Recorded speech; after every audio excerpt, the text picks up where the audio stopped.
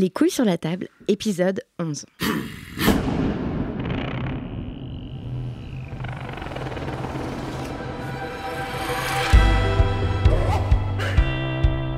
Mon invité aujourd'hui s'appelle Laurent Siama et avec lui on va continuer à parler des masculinités et des hommes puisque c'est le thème de ce podcast.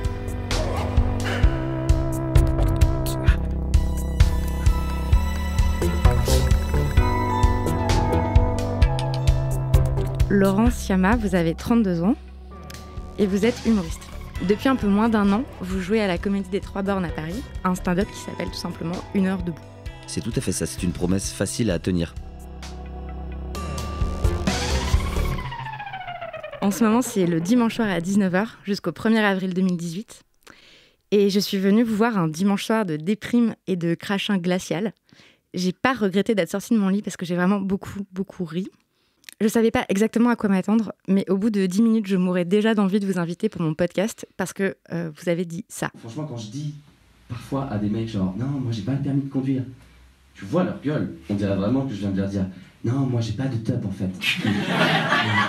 Mais tranquille, parce que j'habite à Paris, en fait. Et à Paris, t'as pas vraiment besoin d'une tub, tu vois ce que je veux dire. Non, parce que clairement, si j'habitais en banlieue ou même à la campagne, bien sûr, à la campagne, sans tub, tu fais rien. Non, mais c'est un délire. Dans les zones rurales, c'est qu'il n'y a pas de tub, mais tu trouves pas de taf. C'est genre, tu nourris pas ta famille, c'est horrible. Tu perds toute place sociale et considération, bien sûr. Mais à Paris, ça va. Non, il y a les transports. Et puis en plus, bientôt, avec tous les nouveaux trucs d'Anne Hidalgo, enfin, bientôt, les tubs seront interdites en centre-ville, en fait. C'est sûr. Attends, les particules fines de tub, c'est un enjeu de société. Et puis ça continue comme ça, tout le spectacle quasiment est traversé par ce thème-là, cette histoire de virilité de vous et des autres hommes, et de la masculinité et de vos sœurs. Et c'est très rare, je trouve, de trouver des artistes qui mènent une vraie réflexion sur leur propre masculinité, ou même sur les hommes et sur les masculinités tout court. Donc j'étais très heureuse de trouver ça dans votre spectacle. Et donc je me demande pourquoi ça vous intéresse, cette question-là. Ça m'intéresse parce que déjà, je le vis en fait. Je le vis dans ma vie depuis toujours, en tant que garçon, puis ensuite en tant que jeune homme, et aujourd'hui en tant qu'homme, on va dire. Même si parfois j'ai du mal à me sentir comme ça complètement, mais je pense que c'est une sensibilité personnelle qui est aussi qui découle aussi, je pense, du fait que j'ai deux grandes sœurs et qu'on a eu toujours une relation très saine, très aimante, très complice, et que cette altérité-là, je voyais comme elle m'enrichissait. Comme parfois elle pouvait, me donner peut-être l'impression d'être un peu singulier, ne serait-ce que par rapport à mes amis, ne serait-ce que parce qu'ils avaient des frères et que moi j'avais des sœurs, et que rien que ça, je voyais que ça créait des différences entre nous, parce qu'on avait, même si c'était mes amis, et que donc on partageait des passions, des délires, des loisirs, des activités, je voyais qu'on n'avait pas complètement non plus le même rapport au monde. Ah bon ? Ouais, je percevais ça, ouais. Mais dans quoi, par exemple ? Qu'est-ce que ça change d'avoir deux sœurs ? Bon, il y a une blague là-dessus qui est... Enfin, moi, c'est un des moments où j'ai le plus ri dans ce Ouais, c'est vrai, spectacle. j'en parle dans le spectacle, tout à fait. Moi, je veux pas du tout faire de généralité. Pour moi, ce que ça a changé, je pense, c'est une forme d'éducation à la sensibilité, une ouverture aussi vers une culture, parce qu'il y a aussi des cultures différentes auxquelles j'aurais peut-être pas eu accès si j'avais pas traîné avec des filles. Des cultures comme quoi ? De la musique, des artistes, des films, des séries. Moi, je me souviens très bien de ma sœur qui me parle de Friends, qu'elle a découvert un peu avant d'autres gens, un peu tôt, et en me disant « c'est trop bien, ça m'a tellement touché, c'est drôle, c'est émouvant ». Et aujourd'hui, on a un regard rétrospectivement un peu différent sur Friends, mais à l'époque, ça avait quelque chose d'un peu révolutionnaire, et je me souviens très bien du fait qu'elle me dise ça. Moi, j'ai envie de voir ça, et ensuite on regarde ensemble, et évidemment, des gens qui avaient des frères ont aussi regardé Friends, mais moi, à cette époque-là, je devais avoir 11 ans, et je lui ai fait complètement confiance sur sa prescription. Donc quoi, ça donne un respect des femmes ? Et après, il y a aussi cette question-là, oui. C'est-à-dire la question du respect. Oui, je crois, ça éduque à une forme d'empathie. Moi, j'avais déjà d'emblée de l'empathie pour les filles avec qui je vivais, parce que, je le rappelle, on s'entendait très bien, et que donc, même si on pouvait avoir évidemment parfois des disputes sur qui a la télécommande, on était quand même... il y avait une forme d'harmonie entre nous oui, je crois, éduque à l'empathie et à une forme de prise de conscience de qu'est-ce que c'est qu'être une fille, qu'est-ce que c'est qu'être un garçon. Moi, je pouvais observer les différences de comment on était éduqués. Et c'est vrai que j'avais des sœurs qui étaient un peu conscientes de ça aussi, donc qui le formulaient. Et que donc ça, clairement, ça m'a formé. Comme je le dis dans le spectacle, ça m'a formé. Est-ce que vous vous trouvez viril ? C'est une bonne question parce que dans le spectacle, je joue sur ça, c'est-à-dire sur la question de la virilité telle qu'on aime la caricaturer. Ouais, d'ailleurs, on peut écouter, c'est aussi un passage très drôle. Laisse tomber, en plus, c'est mon antithèse. Ce mec, c'est genre, il est balèze, il a des tatouages, il fait de la moto. Genre, je peux pas rivaliser, sérieux. Enfin, le mec, c'est le mâle alpha dans toute sa splendeur, tu vois. Genre, moi, je suis pas un mâle alpha, sérieux. Enfin, tu peux pas être un mâle alpha quand t'as genre le corps de Timon dans Le Roi Lion. À la limite, un jour, je serais peut-être un suricate alpha. Tu vois, genre, ça, je crois. Si, franchement, les amis, c'est possible, tu vois. S'il le fallait, je serais capable de prendre le lead sur un crew de mangoustes, je pense. Tu vois, genre, allez, suivez-moi. Suivez-moi, c'est moi qui décide, en fait. Ah si, j'ai un iPhone avec un GPS dedans et des pouces pour utiliser tout ça. Donc, vous me suivez. Voilà, ça, c'est typiquement un exemple de... Je joue sur le fait que je ne suis pas un mâle alpha parce que j'ai conscience de mon corps, j'ai conscience de l'image qu'il peut renvoyer. Surtout, je décide d'en jouer pour aussi pratiquer l'autodérision qui me semble très importante dans ce métier. Quand on veut commencer à rire des autres, commençons par rire de soi-même. Mais c'est vrai que c'est quelque chose qui avance dans ma réflexion sur le sujet, parce que les choses ne sont pas figées. C'est que dernièrement, je me disais, finalement, je pense que je suis bien plus alpha que je veux bien le croire. Mais d'une façon peut-être moderne, c'est-à-dire on peut être alpha sans taper du poing sur la table. Je ne sais pas si c'est le bon terme, parce que dans alpha, il y a peut-être aussi une idée de domination, une idée de pouvoir qui serait sur les autres. C'est toujours une histoire de domination et de pouvoir sur les autres, mais aussi sur soi-même. Oui. Ça, on en parlait dans le premier épisode des couilles sur la table avec Mélanie Grouarier, qui expliquait bien que dans cette idée d'être un mâle alpha, il y a l'idée d'être capable de se gouverner soi-même et donc d'avoir une action sur les autres et sur soi-même. J'aime bien cette définition. C'est une définition plutôt positive, du coup. Ça dépend, parce que c'est toujours l'idée qu'il faut dominer les autres. Enfin, c'est ça qui est important, quoi. Ouais, si c'est la domination, non. Si c'est se dire qu'en tout cas, en tant qu'individu, et donc pas en tant qu'homme, d'un coup, en tant qu'individu, juste on peut... je sais pas, je dirais être dans l'action et même réussir à emmener des gens avec soi dans une dynamique, etc. Ça, oui. Et voilà, c'est-à-dire qu'en tout cas, pour résumer, je donne à voir un personnage qui doute, et c'est vrai que je doute beaucoup, mais en même temps, parfois, je me dis que je devrais faire confiance avoir plus confiance en mes convictions, et que c'est ça qui compte, finalement. C'est quoi vos convictions, alors ? Est-ce que vous êtes féministe ? Ah oui, bien sûr. Oui, évidemment. Vous dites je suis féministe. Je dis je suis féministe, bien sûr. Ah oui, complètement. Ah oui, ça, c'en est une grande. Moi, je pense que pour résumer, je dirais que moi, je milite pour l'égalité, en fait. C'est ça qui m'anime le plus, c'est l'égalité. Moi, j'aime beaucoup notre devise française. J'aime beaucoup ces trois mots, liberté, égalité, fraternité. Je pense que ces trois mots qui vont très très bien ensemble, et moi c'est mon triptyque. Je pense qu'on a du mal à en faire une réalité en France, mais par contre c'est un programme politique qui me convient tout à fait et qui correspond complètement à ce qui m'anime. Et l'égalité, du coup, moi je suis pour l'égalité, donc je suis évidemment féministe puisque je suis pour l'égalité entre les hommes et les femmes. Donc concrètement, qu'est-ce que ça veut dire ?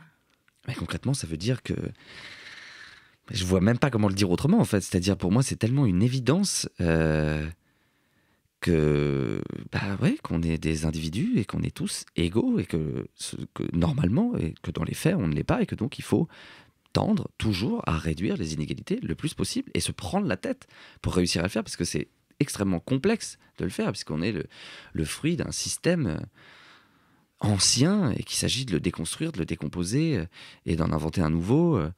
Mais je suis persuadé que c'est possible. Par contre, ça demande du travail. Oui, et puis quelque part, c'est moins facile aussi, je me dis, de le faire. Parce que, par exemple, dans votre spectacle, j'ai été frappée par le fait qu'en 1 heure, vous n'utilisez pas du tout de blagues ni sexiste, ni raciste, Ouais, ni homophobe. Vous dites bien sûr, mais il y a plein de gens pour qui ça paraît pas évident, parce que là, ce qu'on entend beaucoup en ce moment, c'est ah, mais on peut plus rien dire. Oh oui, je suis d'accord. Et vous êtes d'accord avec ça ? Non, pas avec on ne peut plus rien dire. Je suis d'accord avec le fait qu'on l'entend beaucoup, et beaucoup trop même. Et donc, vous, est-ce que vos convictions, ça vous limite dans vos blagues, dans votre écriture ? Non, au contraire. Moi, je suis persuadé que non, que ça ouvre un champ des possibles.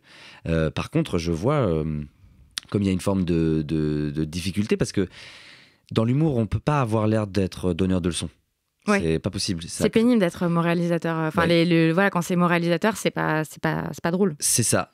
Donc ça veut dire qu'il faut se prendre la tête pour trouver des angles, des exemples. C'est un vrai exercice de rhétorique. Et donc ça demande du travail, c'est sûr.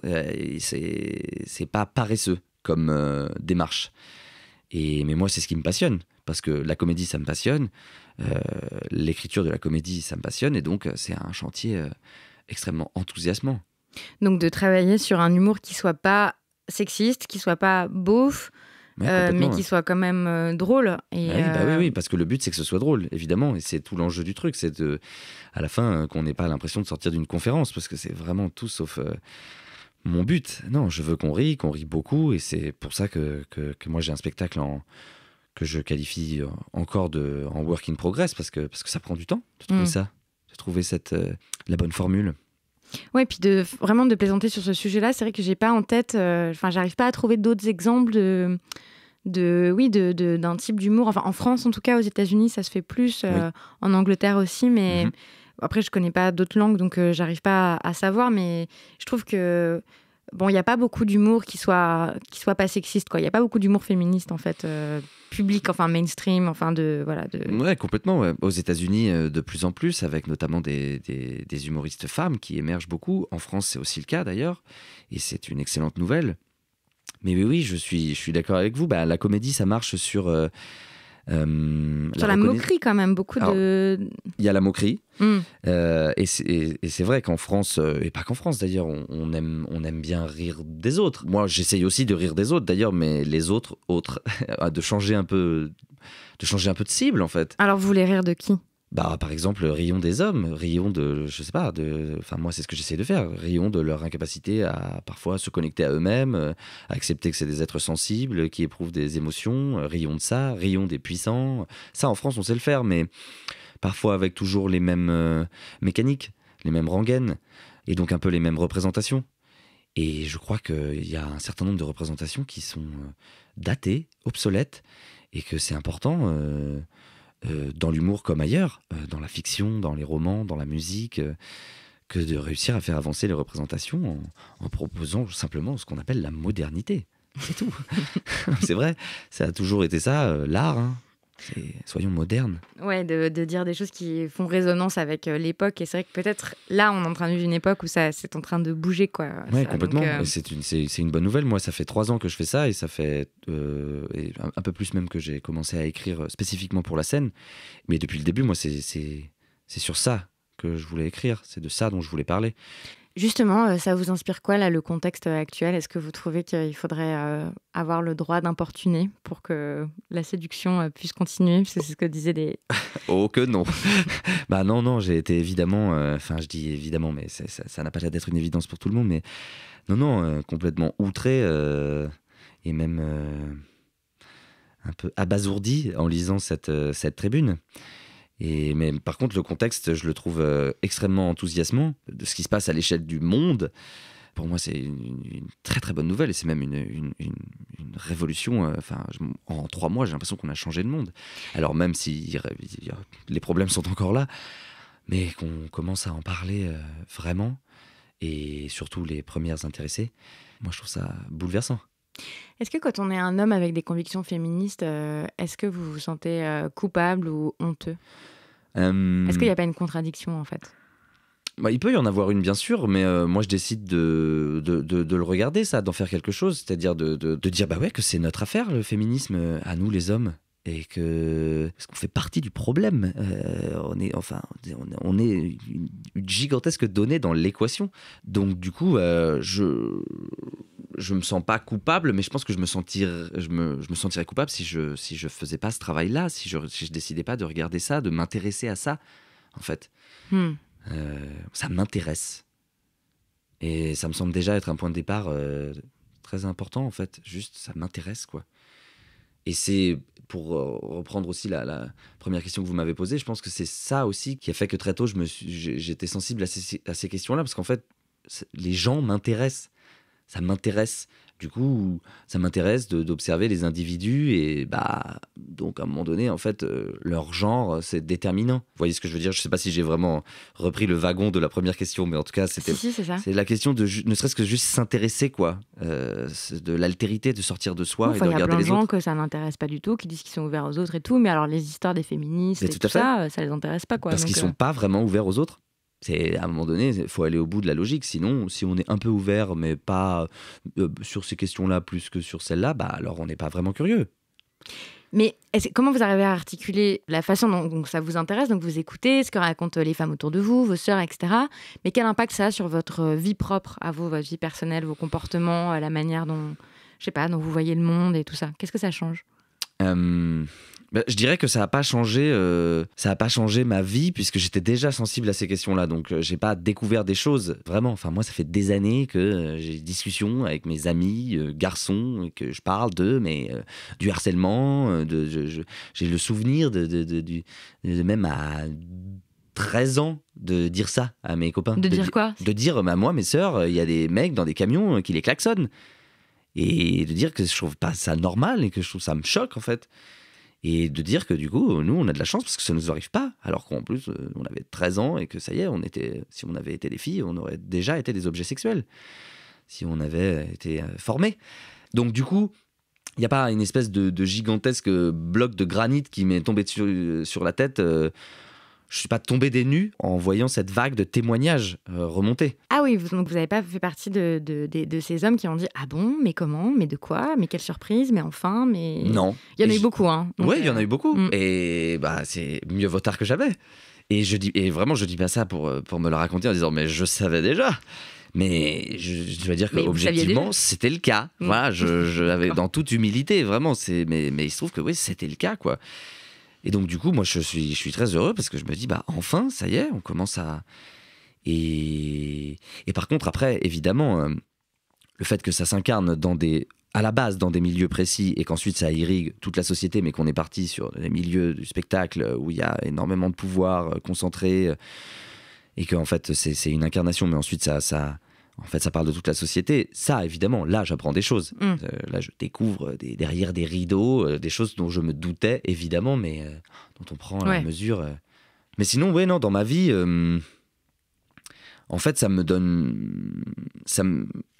Clairement, en tout cas, ce que ça a changé, c'est que l'absence on va dire la grande absence quand même de discours masculins sur ces sujets-là, ou alors des discours masculins mais horribles qui donc sont en réaction et donc disent ça va et on peut plus rien dire, on peut plus rien faire et dans un ascenseur comment on fera on m'a dit ça au téléphone hier aussi, quelqu'un qui a tenu à me dire en tout cas sachez que moi je ne prends plus jamais l'ascenseur avec une femme, je le prends tout seul parce que je ne sais jamais. Non mais qu'est-ce que c'est que ce fantasme bizarre de l'ascenseur où d'un coup un jeune amant qui m'a dit ça.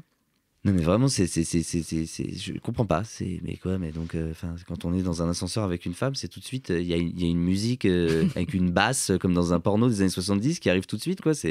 Mais faut se calmer, c'est vraiment de la rhétorique à 2 balles, mais voilà, en tout cas pour répondre, ce qui a changé dans ma vie, c'est que ça me donne encore plus envie de prendre la parole sur ces sujets. C'est pour ça que je suis très heureux d'être à votre micro aujourd'hui, parce que je vois bien la responsabilité que nous, on a, les hommes, à prendre aussi ce sujet à bras-le-corps si on veut que ça avance. Parce qu'en plus, il se trouve qu'on a du pouvoir déjà, donc utilisons ce pouvoir. Vous voyez, j'ai bien conscience du fait d'avoir du pouvoir. Ah oui ? Comment ça ? Dans le sens où je suis un garçon, j'ai participé à un festival d'humour où il n'y avait qu'une seule fille et on était 7 garçons sur la scène, donc je vois bien mon privilège. Je prends un micro, même s'il m'a fallu beaucoup de temps à m'autoriser à prendre un micro et que ça m'est pas apparu comme une évidence ou comme quelque chose qui vous était dû. Qui m'était dû, exactement. Il n'empêche que je vois bien comme, par ailleurs, je profite d'un système. Je profite d'un système et je trouve que c'est Virginie Despentes qui le dit très bien, qui dit mais c'est les mecs, c'est pas parce que vous êtes des mecs bien que par ailleurs vous profitez pas d'un système. Donc dire oui mais moi je ne fais pas de mal à personne. Oui mais d'accord, mais le moi, système. Je n'ai jamais agressé. Voilà, moi j'ai jamais agressé. Moi d'accord, ok, mais c'est très bien. Mais moi je peux le dire ça sur moi. Mais d'accord, mais n'empêche que je suis dans un système qui fait souffrir les gens. Et donc en tant qu'individu, j'ai envie de contribuer à changer ça. Et en plus, il se trouve qu'en tant qu'homme, bah, j'ai la possibilité de le faire à mon endroit. Et puis que vous en profitez même involontairement, en fait. Mais exactement, que j'en profite involontairement, complètement. Mais en quoi, par exemple ? Ne serait-ce qu'en termes de juste de liberté, quoi. C'est-à-dire, tous les hommes en profitent plus, quoi. Je rentre chez moi sans me demander s'il va m'arriver une galère. Sauf vraiment tomber sur quelqu'un sous crack qui m'agresse. En fait, les hommes sont plus agressés que les femmes dans la rue. Ah oui. Mais par contre, ils n'ont pas le droit de dire qu'ils ont peur. Ah oui. Donc, par exemple, jamais de la vie, vous demanderiez à quelqu'un de vous raccompagner chez vous parce que vous avez peur le soir. Oui, c'est vrai. De rentrer. C'est vrai. Mais enfin, c'est vrai que moi, globalement, j'ai plutôt pas peur de rentrer. C'est... Mais par contre, oui, je veux bien croire que des hommes qui auraient peur de rentrer n'oseraient pas dire qu'ils ont peur de rentrer. Oui, c'est toujours ces histoires d'injonction à la virilité et tout ça. Évidemment. Pour repartir sur l'idée des modèles avec lesquels on grandit et qui peuvent influencer ce qu'on devient, vous, quand vous étiez enfant, comment étaient les hommes autour de vous ? Bonne question. Votre père était quelqu'un de viril ? Non, je pense. C'est pas non, c'était pas la virilité pareil archétypale, on va dire. Mais par contre, j'ai le sentiment que c'est pas lui qui m'a éduqué à ces questions-là. Alors comment on vous a éduqué à ces questions-là ? Qu'est-ce qui vous a éduqué à ces questions-là ? Bah, encore une fois, mes sœurs, je pense ma mère, d'une façon peut-être moins consciente, mais dans notre relation, dans son histoire, dans son rapport à ma grand-mère maternelle, ce sont des figures, et même ma grand-mère paternelle d'ailleurs. Les grand-mères ont toujours les grand-mères, c'est la vie. Bah oui, les grand-mères, c'est la vie. J'en parle dans mon spectacle aussi. Et... Ah, pas dans celui que je suis allée voir. Ah bon ? Mais si. Mais je Votre suis grand-mère maternelle ? Ouais, je suis sûr que j'en ai parlé. Ah, c'est gênant. Je parle du fait qu'elle n'a pas choisi son mari. Ah, mais bien sûr, oui, évidemment. Que les femmes avant n'avaient pas des ex. Oui, c'est ça. Que jamais vous avez entendu, entendu sa grand-mère dire... Bah moi, avec mon ex, c'était super. Non. Qu'on les épousait pour être polis. Exactement. C'est ça. Ma grand-mère a épousé mon grand-père par politesse, pour dépanner. Mais par exemple, ma grand-mère, en plus, elle est décédée, elle avait 103 ans. Waouh. Ouais, c'était quelqu'un. C'était la reine-mère. Est-ce que, là, je vous entends parler de votre grand-mère, donc de la reine-mère, de votre mère, de vos sœurs et tout. Souvent, il y a... je sais pas trop quoi faire de cette espèce de crainte qui semble flotter quand même. Enfin, il y a quand même un truc des hommes castrés, quoi. Des hommes écrasés par des femmes trop puissantes dans les familles. C'est une espèce de... Complètement. Figure... Bien sûr, c'est une vraie... Un peu repoussoir, un peu épouvantail, ou un espèce de truc que se chuchotent les gens entre eux. Genre, oui, mais lui, tu sais, sa femme... Ouais, complètement. Alors... Le fameux quick. Je l'ai déjà dit, moi aussi, ça, complètement. Mais c'est une vraie question. Et moi, je pense que c'est des sujets sur lesquels j'ai travaillé. Parce que... Ah ouais ? Ouais, c'est des sujets sur lesquels j'ai travaillé, ne serait-ce qu'en thérapie, parce que oui, je pense que quand on se construit, ça a des effets très positifs. Et puis ça peut avoir... De grandir avec des femmes fortes. Ouais, c'est ça.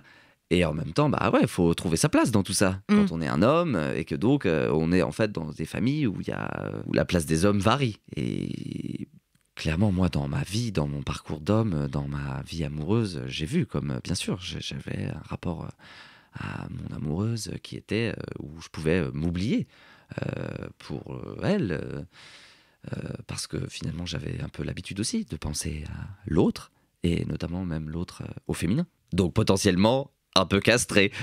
Okay. Pour répondre très frontalement à la question. Ouais, complètement. Je sais pas moi-même quoi penser je sais même pas quoi faire de cette question-là, parce qu'elle m'apparaît, je sais pas si elle est bien posée ou pensée, etc. Mais sais que ce spectre-là flotte en fait dans des hommes castrés, quoi. Qu'être un homme féministe, ça voudrait dire être un homme castré, en gros. Il peut castré par des féministes casse-couilles. C'est ça. On tourne toujours autour de ça. C'est ça, on tourne toujours autour de ça, bien sûr. Cette imagerie basique. Oui.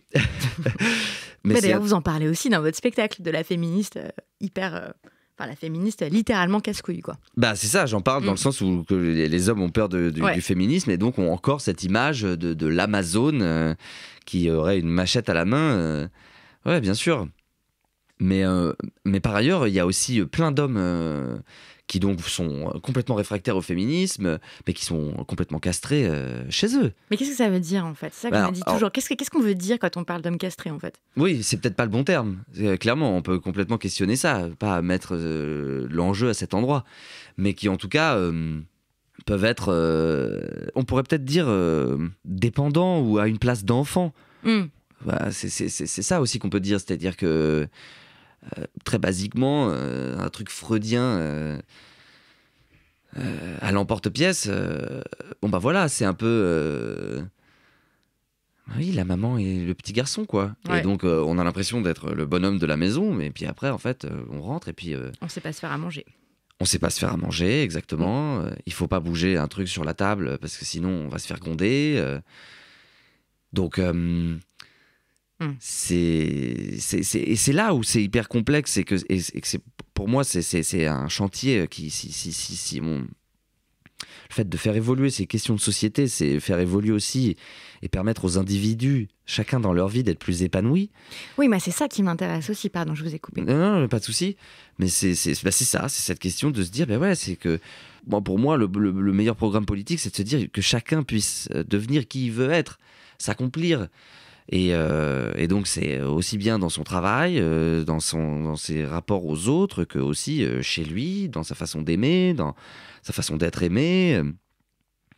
Et réussir à sortir des schémas pensés avant par des systèmes moraux, religieux, et à en inventer des nouveaux, c'est juste apporter plus de liberté aux individus d'être qui ils veulent être. Absolument, c'est vrai, en fait c'est exactement ce qui me motive aussi dans mon intérêt pour ce sujet et dans ma volonté de faire ce podcast, c'était aussi ça, c'est-à-dire je pense qu'on peut analyser et que mieux comprendre les normes auxquelles on est soumis, parfois inconsciemment, permet de s'en libérer, donc d'être plus heureux. Mais complètement. Je crois. Enfin, bon, et aussi plus angoissé, du coup, parce que ça... Comment dire, ce que vous dites, c'est du coup, il faut faire des thérapies, il faut peut-être se poser des questions. Oui, il faut se poser des questions, voilà. Ouais, mais moi, j'ai pas l'impression que me poser des questions, ça me rende plus malheureux, ça me rend tellement plus heureux. C'est génial de s'autoriser à penser qu'on n'a pas toutes les réponses. C'est déjà le début, quoi. Sinon, penser que non, mais c'est bon. Non, mais je sais, tout va bien. Mais non, c'est pas possible.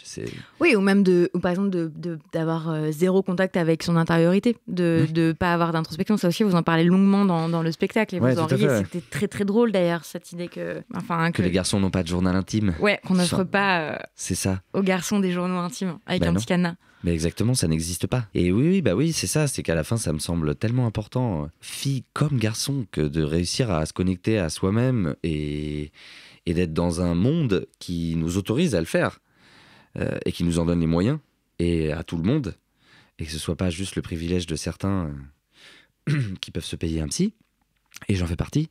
Comment vous vous sentez avec les autres hommes ? J'ai un groupe d'amis que j'ai depuis longtemps, et je pense que c'est pas un hasard. Parce que du coup, c'est un peu ma deuxième famille. Et que justement, on est, même si on n'a pas tous ni la même sensibilité, ni. Je sais que je trouve en eux ce que je cherche dans l'amitié avec les garçons. Alors que par ailleurs, très souvent dans des situations sociales, de groupes de garçons que je connais moins, il y a des choses qui me hérissent le poil, quoi. Où moi je suis pas du tout j'ai jamais réussi à être dans l'ambiance vestiaire, quoi. C'est quoi l'ambiance vestiaire ? Parce que du coup moi j'y vais pas dans oui. Ça ressemble à quoi ? Ça ressemble à un truc pas surprenant, quoi, en fait, où il se passe qu'on s'attend à ce qui se passe, quoi, où du coup ça fait des blagues, c'est des trucs scato, des trucs sexuels, vraiment rien d'original, quoi, où on est là genre waouh, putain, c'est fou, c'est caricature, Mais c'est marrant parce que je vois vraiment comme j'ose pas trop être dénoncé, quoi. Je le vois là dans ma façon de répondre. C'est parce que je veux, à la fois parce que je veux pas, c'est surtout parce que je pense que je veux tellement pas apparaître comme justement encore une fois le mec qui se dit qui est là à vraiment pas se faire passer pour le mec vachement mieux que les autres, quoi. Supérieur. Ouais, supérieur. Ouais, Moi, d'ailleurs, ça se dit dans les milieux féministes aussi que parfois l'homme féministe, c'est comme un avantage. Ça lui donne un avantage dans ses rapports avec les femmes, même en mode je suis un garçon gentil et mais bien sûr. inoffensif et conscient et j'ai tout compris et tout. Vous faites ça ? Non, enfin je crois pas, justement, mais je suis vigilant sur ça vraiment parce que bien sûr, je suis parfaitement conscient du fait que d'un coup ça peut et vous charmant. gagnez 120 points, quoi, d'un coup. Enfin, c'est vraiment, ça devient vraiment très charmant. Bah oui, et j'en ai grave conscience, parce qu'en plus, c'est quelque chose que j'ai vécu tôt dans ma vie. C'est-à-dire ? Bah, moi, j'ai toujours eu des amoureuses, sauf en ce moment, justement, et pour moi, c'est pas vraiment un hasard, parce que ça participe aussi de la déconstruction dans laquelle je suis. Comment ça ? Bah, ce serait vraiment rentrer dans les détails de mais racontez-moi. De mon travail. Mais comment ? Mais en tout cas, ouais, moi j'ai toujours eu des amoureuses. C'était quelque chose qui m'intéressait, dans lequel j'aimais m'investir, quoi, d'être dans le rapport à l'autre, justement. Et donc, avoir une amoureuse, lui écrire des lettres, lui faire des dessins, se faire des bisous. Parce qu'aussi, pas être juste dans quelque chose de théorique, non, quelque chose de vécu, avec une sensualité de l'enfance, vraiment vécue. Avec quelque chose d'une grande curiosité pour ça, et du plaisir, simplement vraiment une quête de plaisir. Et avec aussi, ouais, la satisfaction, je pense, un peu narcissique, de sentir qu'on joue un peu au petit prince charmant, et que je sais faire. Donc aussi féministe et donc aussi conscient et tout ça, c'est ça. C'est quoi être le boyfriend parfait ? Bah, c'est au quotidien, c'est un truc du quotidien, quoi. C'est d'être en soutien, c'est d'être. Mais c'est quelque chose que je faisais sincèrement, encore une fois. C'est-à-dire, je suis comme ça. Mais si je commence à rentrer un peu dans le pourquoi et à un moment donné, on a le droit aussi de dire non. Vous voyez ce que je veux dire, quoi. Bah oui, le problème de ce qu'on appelle les hommes trop gentils et tout ça, mais ça c'est. Enfin, c'est pareil, je prends tout ça avec des grosses pincettes parce que c'est aussi une figure repoussoire qui est utilisée dans les milieux masculinistes et tout, qui disent, vous voyez, ça vous apporte rien du tout d'être un garçon gentil, les filles se servent de vous comme paillassons. Mais oui, la fameuse friendzone. Bah, exactement. Alors ? Non, mais la friendzone, moi je déteste ce truc. Pourquoi ? Parce que enfin, c'est complètement ça, c'est repoussoir, quoi. C'est soit tu la kennes, soit t'es son pote. Ouais, enfin bon, donc y a... Et surtout si t'es son pote, c'est vraiment moins bien que de la ken, quoi. Voilà, c'est ça, exactement. Ouais. C'est moins bien. Ouais. Niquer une fille, c'est toujours beaucoup mieux que parler avec elle, par exemple. Exactement, c'est ça le message de la friendzone, quoi. Oui. C'est moi j'adore la friendzone, ça s'appelle l'amitié, en fait. C'est vraiment Non, mais je jubile un peu parce que il y a plein il y a plein d'hommes qui voient pas du tout le problème avec ce terme de friendzone et qui en font justement un territoire à éviter dans leur tête, et que vraiment être friendzoné, c'est la pire des disgrâces, Mais oui. Et donc la gloire est à trouver dans l'accumulation de conquêtes. Bah oui, bien sûr. Sexuelle. Évidemment, ça c'est pareil, c'est des choses dont je parle aussi dans mon spectacle, de notre injonction à être dans la performance, dans le nombre, dans la quantité, alors que, je sais pas, pour moi ce qui compte c'est plutôt la qualité, et ça on n'en parle jamais. On parle jamais. On parle jamais de quoi ? On parle jamais de ça, on parle jamais de est-ce que les hommes ils font bien ça ou pas. Ils font bien quoi ? Ils font bien l'amour ? C'est ça, ouais, c'est ça. Est-ce que c'est quand même un peu un impensé, quoi. C'est-à-dire cette question-là, quoi. C'était cette éducation à la sensualité, à la sexualité, à savoir être dans le partage avec l'autre. Enfin, on le voit bien, quoi. C'est notre rapport à la sexualité, notre éducation à ça, c'est quand même soit très la nature, la reproduction en cours de biologie, quoi. Soit la conquête. Et donc l'important c'est de niquer. Voilà. Oui, ça c'est vrai qu'il y a peut-être peu d'éducation à la sensualité, pas seulement au plaisir des femmes, même si c'est quand même un gros problème. Bien sûr. Parce que quand même, il y a très peu d'hommes qui connaissent correctement l'anatomie des femmes. Ah oui. Mais très peu et parfois aussi peu de femmes. Enfin, comment dire, il y a quand même un nombre étonnant de femmes qui connaissent pas non plus leur propre anatomie. Donc voilà, mais enfin peut-être qu'on est quand même tous très ignorants avec tout ça. Mais j'ai aussi l'impression que les hommes n'ont pas d'éducation par rapport à leur propre plaisir à eux, en fait. Ouais. C'est-à-dire que le seul plaisir est censé venir de la pénétration du corps de l'autre, et voilà. Et de l'éjaculation, et c'est tout. Ouais, complètement. Non, je suis d'accord, c'est là où c'est hyper, encore une fois, enthousiasmant de se dire que ça y est, on commence à parler de ça, parce que c'est une perspective de plaisir, c'est ce que Leila Slimani, je crois, disait dans sa tribune, que c'est... Mais non, on va pas du tout vers une société puritaine où le plaisir est en train de disparaître. Au contraire, c'est juste, c'est quoi le plaisir ? Et c'est quoi le désir ? C'est quoi le désir ? C'est quoi la diversité de ça, la singularité de ça, chacun... Et il ne s'agit pas de dire tu as le droit de faire ci ou tu n'as pas le droit de faire ça. Mais par contre, ça s'arrête là où au désir de l'autre. Pour terminer, est-ce que il y a une œuvre d'art que vous aimeriez recommander ? Ouais, bah sur ce sujet-là, en ce moment je relis beaucoup, et je lis même, parce qu'il y a beaucoup de livres que je n'ai pas lus d'elle, de Annie Ernaux, qui pour le coup, pareil, est quelque chose que là, pour le coup, on m'a transmis. C'est un truc familial, puisque ma mère adore Annie Ernaux, mes 2 sœurs aussi, que par ailleurs elle vient de Cergy et que je viens de Cergy, représente les Touleuses, et le fruitier des Touleuses, où Annie Ernaux va acheter ses fruits. Et voilà, et aujourd'hui, je lis des livres qu'elle a écrits que je n'avais pas encore lus et qui me bouleversent, et que ce ne sont pas des œuvres d'art d'un homme, que je recommande, parce que je crois qu'en tout cas, pour se poser les questions, l'altérité, c'est déjà le meilleur des points de départ. Et lire Annie Ernaux, c'est vraiment faire l'expérience de l'altérité et de... je sais pas si ça se dit, mais l'altérité féminine, quoi. En tout cas, mon altérité, parce que il n'y a pas plus précis, j'ai l'impression, sur... je vais pas dire être une femme, mais elle... Qu'est-ce que ça veut dire pour elle, être une femme ? Donc, je ne sais pas si elle cherche à le définir pour les autres. En tout cas, ça traverse son œuvre à elle, quoi, beaucoup. Et du coup, c'est bouleversant, et elle écrit tellement bien que c'est... quand on aime écrire soi-même, c'est un plaisir fou. Et par ailleurs, oui, c'est tellement précis, c'est tellement intelligent, que on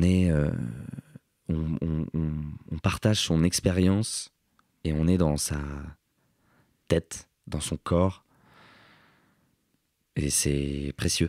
Est-ce qu'il y a un livre en particulier d'elle que vous voulez recommander ? Bah, je dirais le dernier. Mémoire de fille. Mémoire de fille, du coup, ouais. Ce titre est tellement beau.